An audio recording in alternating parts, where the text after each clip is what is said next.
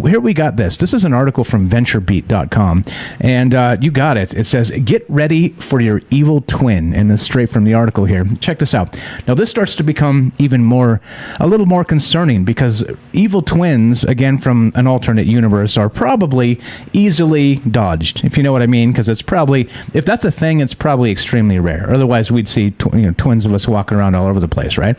But this is not. This is going to become actually ubiquitous very soon, because of the digital world. Now, get ready for your evil twin in a digital iteration. Check this out. Straight from the article. Earlier this year, a chilling academic study was published by researchers at Lancaster University and UC Berkeley. Using a sophisticated form of AI known as a GAN, Generative Adversarial Network, they created artificial human faces, i.e. photorealistic fakes, and showed these fakes to hundreds of human subjects along with a mix of real faces. They discovered that this type of AI technology has become so effective, we humans can no longer tell the difference between real people and virtual people. Or the author of this article actually is, Louis Rosenberg, and Louis calls them VPL, virtual people. VPL, all right? Now, all right, so that's fine, right? If you have these digital iterations of people, but what happens when, because we've talked about the metaverse quite often, and like I said, in a sort of the space of a multiverse, that's all fine and well, very theoretical, very fun to talk about, very fun to consider.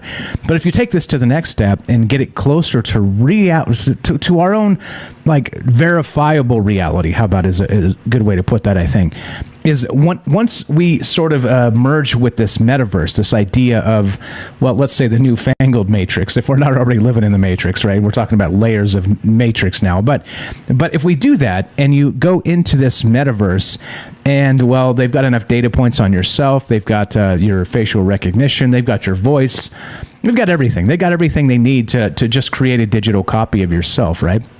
So imagine you log into the metaverse and you go to, I don't know, like a virtual KFC or something, right? In the metaverse, because of course you can do that now, in case you didn't know that. I don't know what digital chicken tastes like, but well, that's for another day, I guess. But let's say you do. You go there to whatever your favorite joint. Let's say you go to Applebee's, one of the most delicious places ever, right? And I'm not sure how they're still open, to be honest. But in any case, let's go to pick your favorite joint. You go there in a digital aspect. You roll in. It's sort of like Cheers. Everybody knows your name. And when you roll up to the bar to order your apple cider, there's somebody sitting there that looks exactly like you already. And you're like, what? Except in the digital universe, right? So anyway, this got me thinking in terms of, well, not just a digital twin, but again, sort of that mirror universe, multiverse twin. So what do you think this looks like in the near future regarding so the next layer of questions, of course, as you know, this show open-ended, non-linear, wherever you want to take this is where we take this. And I think that's the beauty of these conversations, is sometimes we start here, like right where we begin right now, but then the phone calls start coming in and this conversation just spins completely some other place.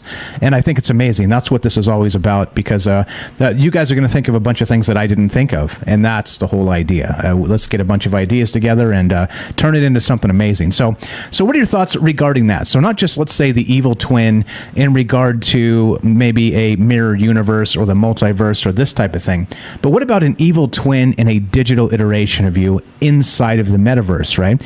And if that's the case, right, if you can go into the Matrix mythology and Agent Smith, right?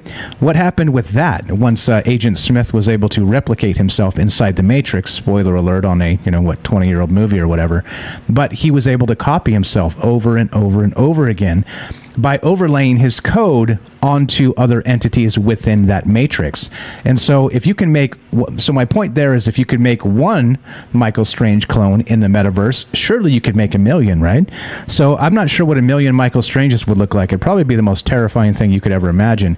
But in that case, in a digital case, well, you see, the sky is sort of the limit, because that multiverse stuff goes out the window because we can do all of this digitally, and it's coming.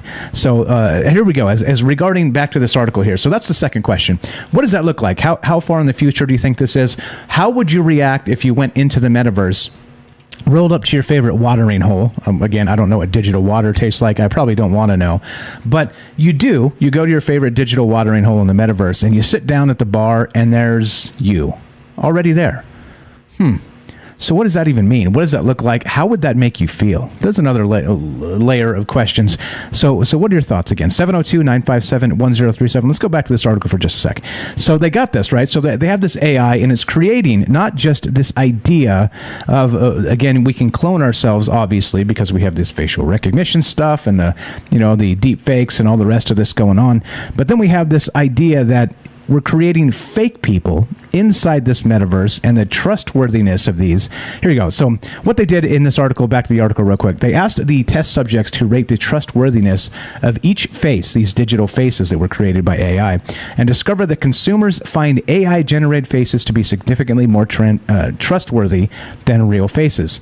It says, as I described in a recent academic paper, this is from the author again from VentureBeat, this result makes it extremely likely that advertisers will extensively use AI-generated people in place of human actors and models. Okay, so you start to see how we're blending reality and the digital reality. And what does it mean when you have fake people? You're surrounded by fake people. There aren't even any real people anymore. They're all maybe digitally constructed monstrous AI versions of salespeople, basically, right? NPCs, as it were. You guys play online role-playing games? You ever play something like that? NPCs, non-player characters, right?